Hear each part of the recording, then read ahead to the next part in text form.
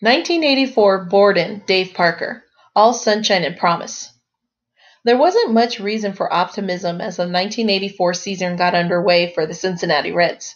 Not only had they lost 101 games in 1982 and 88 in 1983, but they also lost a franchise icon when Hall of Famer-to-be Johnny Bench retired at the end of the latter season.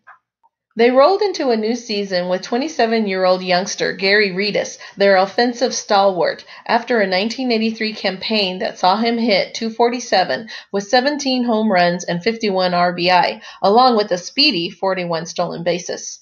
Since he still had Dave Concepcion to remind them painfully of the Big Red Machine, and they still had Mario Soto on the mound, but the pickings were slim after that. Indeed, the 1984 Reds did about what we expected them to do, eventually finishing 70-92, a step backwards in record, though it did pull them up from 6th to 5th place in the old National League West. Mostly, though, yuck. But a few interesting things happened for the Reds on their way back to or from oblivion. Number 1. A youngster named Eric Davis smacked 10 bombs and stole 10 bases in 200 plate appearances. Number 2. Dave Parker claimed off the free agent scrap heap after his star crashed in Pittsburgh. Showed some signs of life. 285, 16 home runs, 94 RBI. Number 3. And the big news. Cincy legend Pete Rose came back to the riverfront, nabbed from the Montreal Expos in exchange for Tom Lawless. Pete would be the Reds' player-manager. He would break Ty Cobb's all-time hit record as a Red, and he would eventually transform that deal into a swap of 2 lawless dudes. At least sort of. The team was bad. But there was hope. A lot of it, suddenly.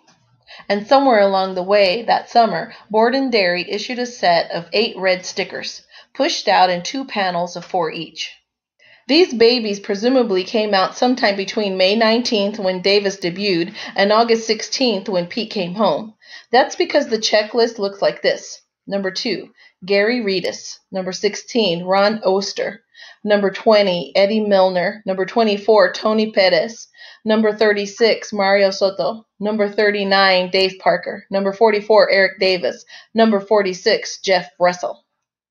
Those card numbers are actually uniform numbers. 44 Eric Davis is there, 14 Pete Rose is not.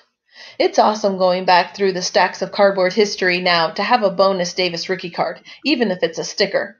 I mean, this thing beat all the others by many months, and by a full year based by name. 1984 versus 1985. But for young Reds fans like me, drinking in our first swings of big league nectar and finding our team a bit more sour than we had imagined, it was the Parker sticker that gave us a taste of the good life. It was that sweet left-handed swing. It was that massive power that just oozed from Cobra's big frame. It was a blazing white Reds home uniform on a gorgeous, sunny day for baseball, with fans basking in it all behind the slugger. It was the promise of better things to come, and they did. Dave Parker was back, and this Borden beauty gave us our first cardboard proof. Like our video? Then like our video and subscribe to our channel. waxpackgods.com